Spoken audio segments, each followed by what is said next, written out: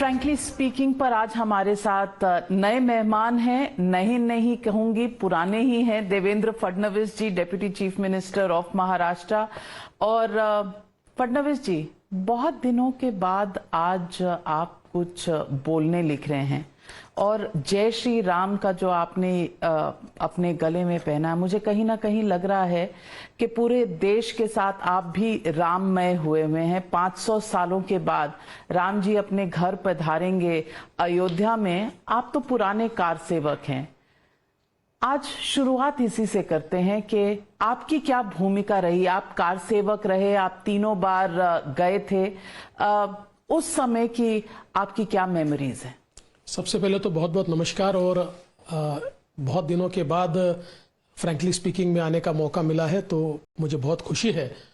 और जैसा आपने कहा, बिल्कुल पूरा देश राममय है और मैं तो बिल्कुल 100% राममय हूँ। और जैसा आपने कहा, मेरे जीवन की जो शुरुआत है उसमें कश्मीर का आंदोलन और अयोध्या का आंदोलन, ये दोनों आंदोलनों की बहुत अहम भूमिका है। मैं बिल्कुल समझ लीजिए 18-19 साल का था तब मैं इस राम जन्मभूमि आंदोलन में खंड प्रमुख करके नियुक्त किया गया था। तब मैं विद्यार्थी परिषद का काम करता था और खंड प्रमुख के रूप में जो रामशिला पूजन हुआ था, उस रामशिला पूजन के एक एरिया की, एक खंड जिसको कहते थे, उसमें कुछ उपखंड थे, उसकी जिम्मेवारी मेरे पर थी। वो सारे उपखंडों में रामशिला को ले जाना, वहाँ पूजन करवाना, वहाँ लोगों को उसमें पार्टिसिपेट कराना, तो ये सब बहुत अच्छे तरीके से मैंने किया। और फिर जब कार सेवा हुई 1900 समझ लीजिए 91 की, जो जिस समय मुलायम सिंह जी मुख्यमंत्री हुआ करते थे, और उस कार सेवा में मैं गया। 20-21 साल की मेरी उम्र थी और हम लोग एक 30-35 लोगों की हमारा ग्रुप था जो विद्यार्थी परिषद का मूल रूप से काम करते थे। और हम लोग गए, कभी उत्तर प्रदेश देखा नहीं था तो चले गए और प्रयागराज, हमको कहा कि प्रयागराज पहुंचो इलाहाबाद, और इलाहाबाद में आप पहुंचकर देवराहा बाबा के आश्रम में जाओ और वहां जाने के बाद आपको आगे की सूचनाएं मिलेगी। तो हम लोग गए तो वहां पर कर्फ्यू लगी हुई थी। तो जो मेरे साथ बाकी सब लोग, सब 18-19 साल के सारे बच्चे थे, उन सबको एक जगह बैठाया। मेरे एक मित्र उदय डबले, हम दोनों छुपते छुपते देवराहा बाबा के आश्रम चले गए।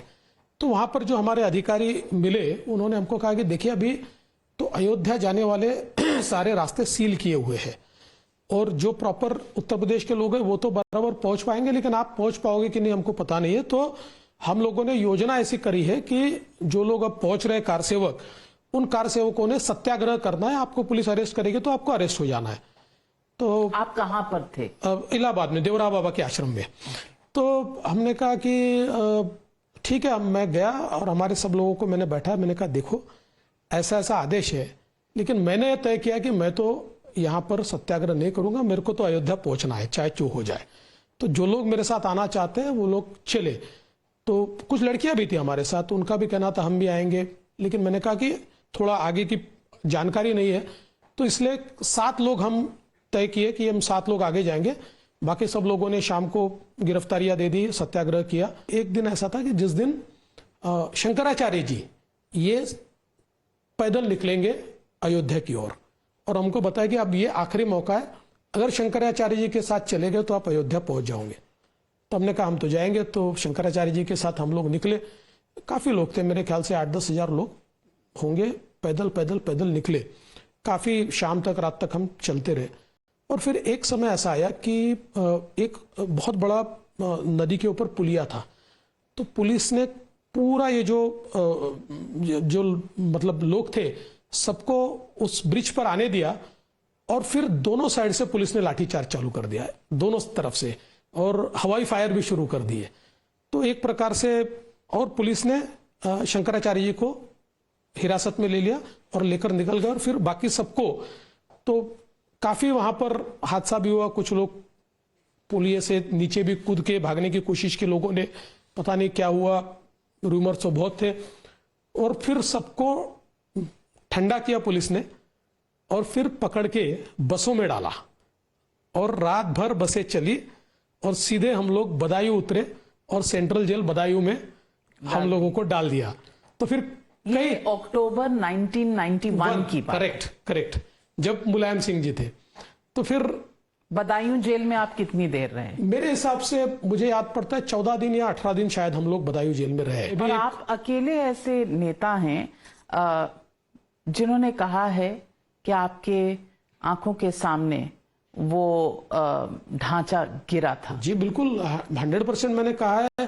क्योंकि देखिए, मैं आपको कहता हूं कि हम लोग उस समय गए और जाने के बाद, उस समय तो कल्याण सिंह जी की सरकार थी, तो स्वागत ही था वहां पर।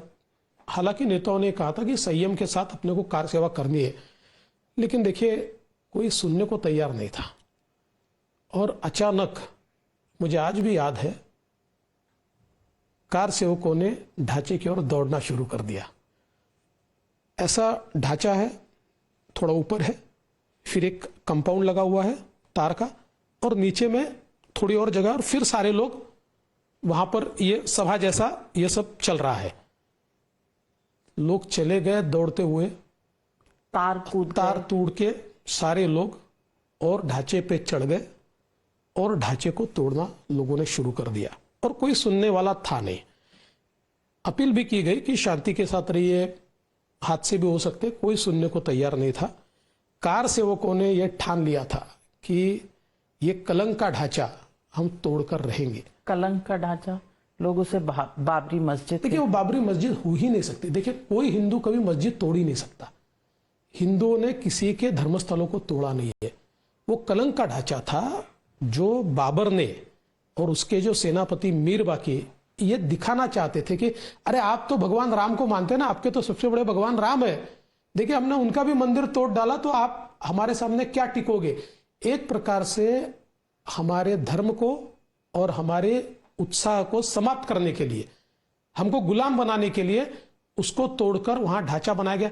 इसलिए मैं ऐसा मानता हूं कि ये 500 साल बाद गुलामी का ढांचा गिरा। और आज मुझे इस बात का बहुत हर्ष है कि हमारे प्रधानमंत्री जी के हाथों से उसी जगह पर प्रभु श्री राम लला के मंदिर का उद्घाटन हो रहा है। मैं ऐसा मानता हूं भारत की अस्मिता को वापस लौटाया जा रहा है। असदुद्दीन ओवैसी कहते हैं कि ये ढांचा गिराया गया तब आप वहां मौजूद थे, और उनका कहना, आपका जो बयान है इस बारे में कि आप वहां मौजूद थे, ये अराजकता फैलाने वाला है। आप एक संवैधानिक पद पर हैं इसलिए। देखिए ओवैसी जी स्वयं कई पदों पर रहते हैं, और जो बातें वो कहते हैं, कौन सी संवैधानिक बातें कहते हैं, वो तो असंवैधानिक ही बातें कहते हैं। इसलिए उनको कोई अधिकार नहीं मुझे सवाल पूछने का।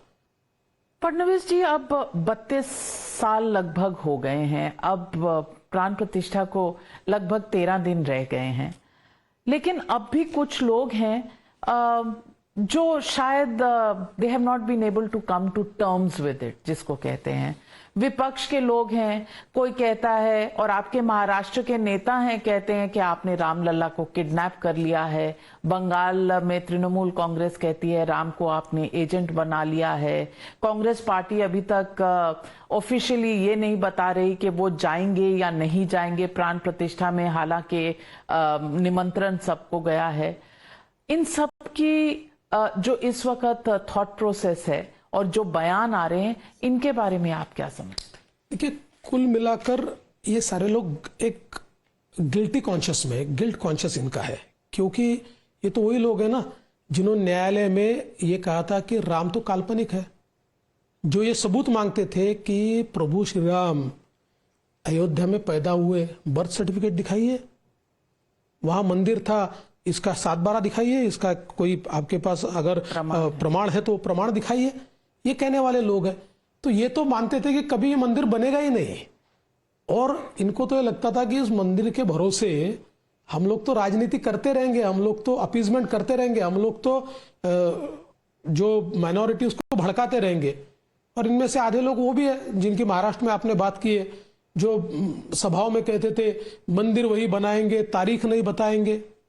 तारीख भी बता दी, मंदिर भी बन गया, आ जाओ, हिम्मत है तो आओ, दर्शन नहीं आ सकते। ये इनको गिल्ट कॉन्शियसनेस है, इनको एक इनके मन, अंतर मन में ये भावना है कि कहीं ना कहीं हम लोगों ने किसी न किसी तरीके से इसको या तो विरोध किया है या इसका मजाक उड़ाया है, इस पर तंज कसा है, तब किस मुंह से जाएंगे।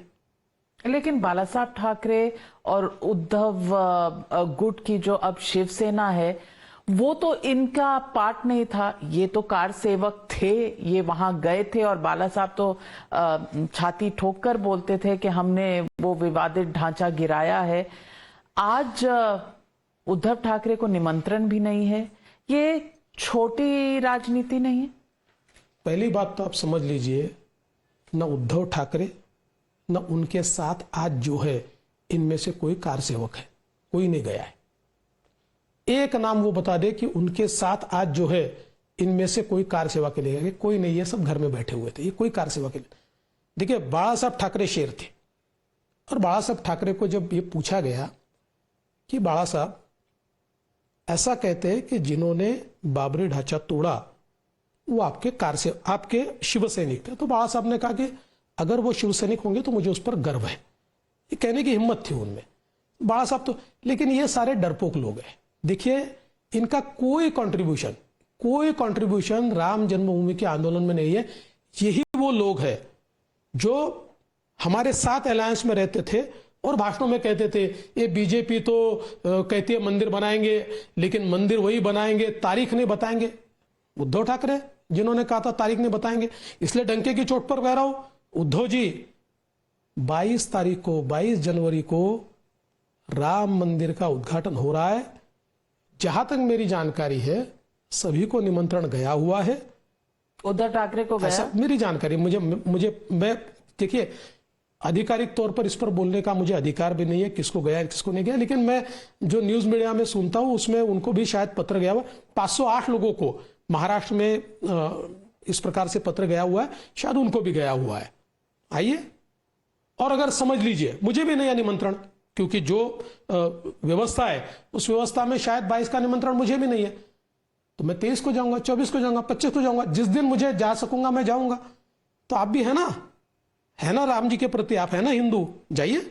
जितेंद्र अवध ने तो एक और स्टेटमेंट भी दिया है, नया स्टेटमेंट है। कहते हैं राम मांसाहारी थे, मांसाहारी नहीं थे तो कम से कम पशुओं का चढ़ाते थे, नहीं तो वो कैसे जंगल में 14 साल वनवास में रहे। इस तरह के स्टेटमेंट्स। बाद में उन्होंने एक अपॉलॉजी भी मांगी है, लेकिन 3 FIR हैं। ये इस तरह के स्टेटमेंट्स पहले सुनने में नहीं आए थे। इस वक्त ऐसे स्टेटमेंट्स क्यों आ रहे हैं? देखिए, 2 चीजें हैं। पहली तो चीज ये है कि ये इस प्रकार की मनोवृत्ति के लोग हैं कि बदनाम हुए तो क्या हुआ, नाम तो हुआ। तो कोई भी स्टेटमेंट दे दो तो 2-3 दिन मीडिया में अपना नाम चलता है। दूसरा, इनको ये लगता है कि हिंदुओं के देव देवता को, हिंदुओं के मान बिंदुओं को अगर हम लोग इस प्रकार से विवाद में लाएंगे तो माइनॉरिटीज हमारे साथ आएगी। ये मूर्खतापूर्ण विचार है। और मैं तो सवाल पूछना चाहता हूं कि ये सारी चीजें उन्होंने जब इस प्रकार की बातें वो कहते हैं, शरद पवार जी के सामने कहते हैं, क्यों शरद पवार जी इसका प्रतिवाद नहीं करते? देवेंद्र फडणवीस जी, जब आप शरद पवार जी के बारे में ये कहते हैं तो मुझे भी एक फ्लैशबैक होता है। आपने डायलॉग्स और स्क्रीन प्ले की बात की तो एक फ्लैशबैक होता है, और उस फ्लैशबैक में आपने एक डायलॉग दिया था अजीत पवार जी के बारे में, इन जेल अजीत पवार चक्की पीसिंग एंड पीसिंग एंड पीसिंग। आज वो आपके साथ डेप्यूटी चीफ मिनिस्टर हैं। आपको भी याद होगा, आपने शपथ ली थी, तब आप मुख्यमंत्री बने थे, फिर रास्ते अलग हुए, आज फिर साथ हैं। ये किस तरह के विचार हैं, ये किस तरह की आइडियोलॉजी है, ये किस तरह का पावर के साथ एक बहुत डेंजरस प्ले चल रहा है? जो अलायंस हमने उस समय एनसीपी के साथ किया था, शरद पवार जी से बातचीत करके हमारा अलायंस तय हुआ था। बाद में शरद पवार जी बदल गए, और वो अलायंस करने का कारण भी यही था कि राजनीति में ऊंच नीच होती है। कभी सत्ता पर आप रहते हो, कभी सत्ता पर नहीं रहते हो, लेकिन राजनीति में अगर कोई आपको धोखा दे दे, आपके साथ विश्वासघात करे, आपके पीठ में खंजर भोंके, तो शांत नहीं बैठना चाहिए। तो आपने बदला लिया? और नहीं, बदला वगैरह छोड़ दीजिए। सवाल यह था, उस समय हमारे साथ चुनकर आए हुए उद्धव ठाकरे जी ये केवल सत्ता के लिए, केवल कुर्सी के लिए हमको छोड़कर कांग्रेस के साथ जा रहे थे। ऐसे समय हमने वो निर्णय किया, पवार साहब पलट गए, बदल गए, अपना इरादा उन्होंने बदला, तो उनकी सरकार बनी। उसके बाद जो हुआ आपने देखा, शिवसेना में लोग नहीं चाहते थे उनके साथ जाना, जो नहीं चाहते थे वो हमारे साथ आए, हमने सरकार बनाई। लेकिन उस समय एनसीपी के भी लोग नहीं जाना चाहते थे। एनसीपी के लोग भी ये मानते थे कि स्टेबल गवर्नमेंट अगर देनी है तो हमको बीजेपी के साथ जाना चाहिए, और वो लोग हमारे साथ आए। और देखिए, राजनीति में आपको ये तो अमूमन ये होना ही चाहिए कि आपकी ही पार्टी रहनी चाहिए, आप अपनी पार्टी के लिए काम करनी चाहिए, आपने अपनी पार्टी को बहुमत देना चाहिए। लेकिन एक पॉलिटिकल रियलिटी भी होती है, और वो रियलिटी उस समय ये थी कि हम लोगों को अगर चुनकर आना है तो अलायंस में आना पड़ेगा। तो इसलिए हमने अलायंस पार्टनर्स ले लिए, उनके साथ हम चुनाव लड़ेंगे। तो फिर अगर आपको रियलिस्टिक सिचुएशन में रहना है तो आप आइडियोलॉजी पे कॉम्प्रोमाइज कर सकते हैं, समझौता कर सकते हैं, आप करप्शन पे समझौता कर सकते हैं, आप कुर्सी के लिए किसी चीज से भी समझौता कर सकते हैं, क्योंकि सबसे बड़ा उद्देश्य राजनीति का है कि आपकी सरकार बननी चाहिए। क्या आप यही कह रहे हैं? देखिए, पहली बात तो यह है कि हमने कोई समझौता नहीं किया। क्या कह रहे हैं? आप बात सुन लीजिए। अजीत पवार जी के साथ आप सरकार बना रहे हैं, आप कह रहे हैं समझौता बिल्कुल नहीं है। इसलिए नहीं, मैं आपको एक बात बोलता हूं, ऐसा कोई आपको वाकया याद है कि भाई हमने समझौता किया और समझौते के बाद उनकी सारी केसेस समाप्त हो गई? नहीं हुई। लेकिन ईडी उनके घर जाती भी तो नहीं, नहीं, जो करना था ईडी ने कर लिया। देखिए, उनके नहीं, ये देखिए, पहली बात तो ये है कि जांच एजेंसी अपना काम कर रही है। दूसरा, ये भी डायलॉग पुराना हो चुका है, तो नया dialogue law will take its own course, जांच एजेंसियां विल कंटिन्यू देयर वर्क। नया डायलॉग बोल देता हूं। आप भी नए मैं नया डायलॉग बोल देता, आप चिंता मत कीजिए। देखिए, हमारा कन्विक्शन पक्का है, हम सत्ता के लिए काम ही नहीं करते। जो केसेस है वो चल रही है।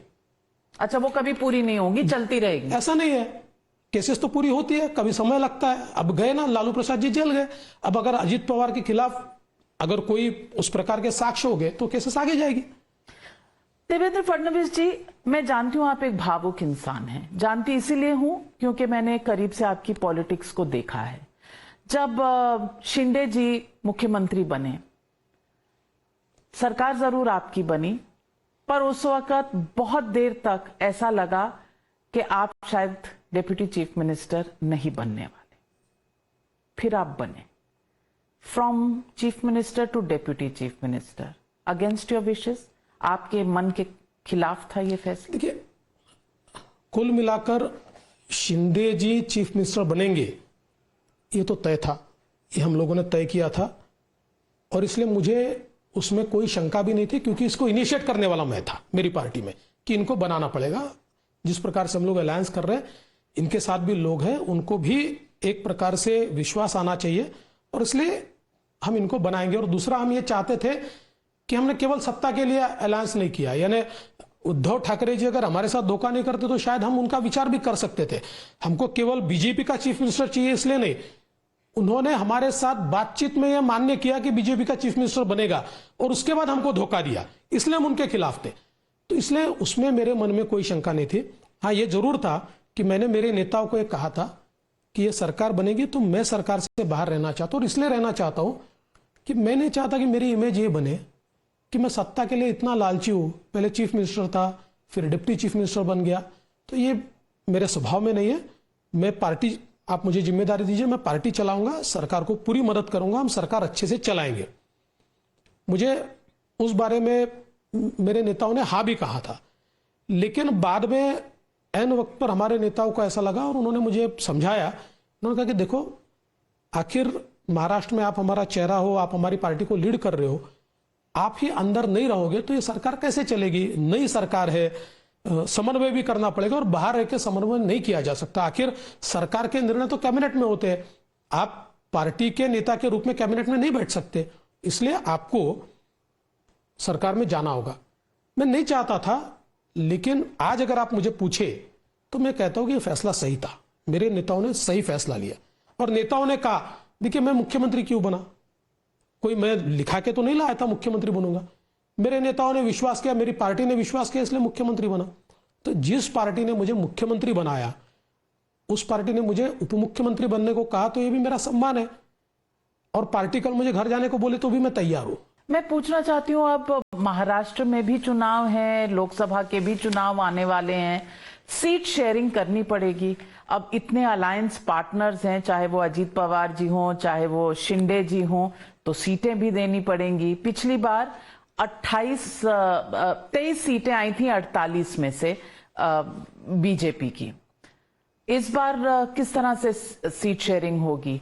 24 आपकी और 24 में अजीत पवार और एकनाथ शिंदे जी, दोनों इस तरह से फॉर्मूला क्या चल पाएगा? देखिए, हम तीनों साथ में बैठे थे और हमने पहला फैसला तो ये किया कि नंबर पर विवाद नहीं करेंगे, कहा कौन जीत सकता है इसके आधार पर हम लोग सीटों का बंटवारा करेंगे।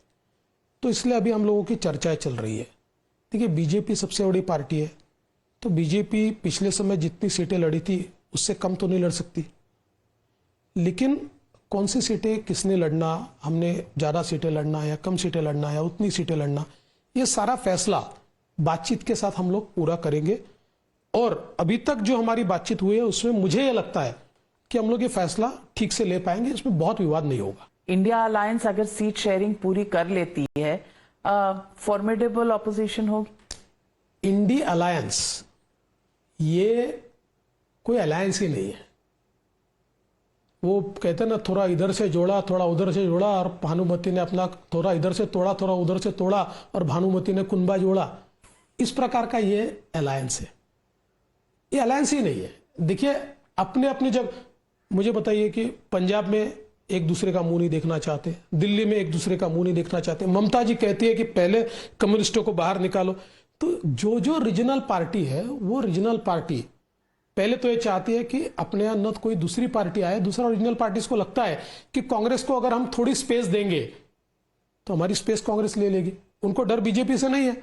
What do you enjoy most? आपको अपना रोल सबसे अच्छा कौन सा लगा? कार सेवक वाला, मुख्यमंत्री वाला, डेप्यूटी चीफ मिनिस्टर वाला, या कुछ ऐसा जो अभी आना बाकी है? कहीं लोकसभा चुनाव लड़ने का कोई विचार? मेरा तो कोई विचार नहीं है, और मुझे लगता नहीं, मैं अपनी पार्टी को बहुत करीब से जानता हूं, तो